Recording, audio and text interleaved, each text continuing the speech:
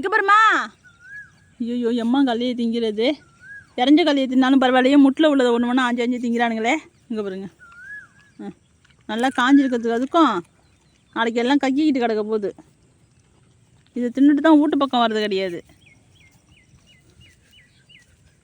செல்லாம் போதும், திங்காதீங்க போங்க, அடிச்சிடுவாங்க கள்ளக்காரவங்க. ஓடு, இங்கே போகிறாங்கடா, கல்வியடா, போங்கடா பா. எம்மா கல்லை வயல் ஃபுல்லாக இறஞ்சி கிடக்க, அதெல்லாம் விட்டுட்டு முட்டில் வந்து எடுத்து எடுத்து திங்கிறாங்களாம் 2 பேரும் ஜோடி போட்டுக்கிட்டு.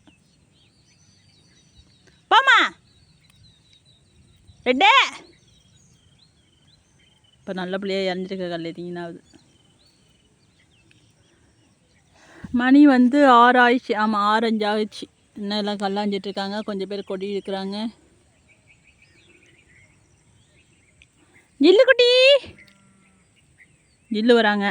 இன்னொருத்தவங்க எங்கே போனாங்கன்னு தெரில. 3 பேர் இருக்காங்க, 4 பேர் இருந்தாங்க, ஒருத்தவங்க காணோம்.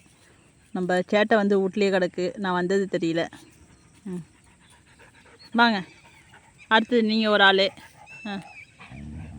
இப்போ சண்டை நடக்கும் பாருங்கள் 2 பேருக்கும். தரடா, இங்கே வாங்கடா 2 பேரா. தம்பி எவ்வழியோ அண்ணா அவ்வழிங்கிற மாரி போயிட்டுருக்காரு.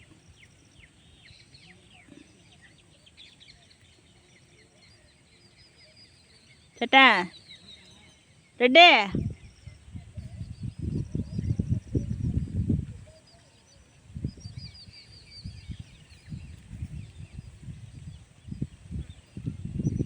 ஜில்லு ஜில்லு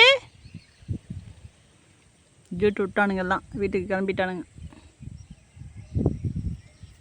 விடிகிற வரைக்கும் இந்த கல்லை இருக்கிறவங்க, கல்லை ஆயிரவங்கெல்லாம் சாப்பாடு எடுத்துகிட்டு வராங்களா. காலையில் வந்தானுங்கன்னா ராத்திரி வரைக்கும் இங்கே இருந்துட்டு அவங்க காலையில் வரைக்கும் இருப்பானுங்க. அதுக்கப்புறம் தான் வீட்டு ஞாபகம் வரும். அதுக்கப்புறம் வீட்டுக்கு போகிறது. ஏன்னா அவங்க வைக்கிற சாப்பாடெலாம் சாப்பிட்டுட்டு இங்கே கடந்துட வேண்டியது. கல்லாயிர டயத்தில் சுத்தமாக சாப்பிடாதுங்க, கல்லையை தின்னுட்டு இங்கேயே கிடக்குங்க.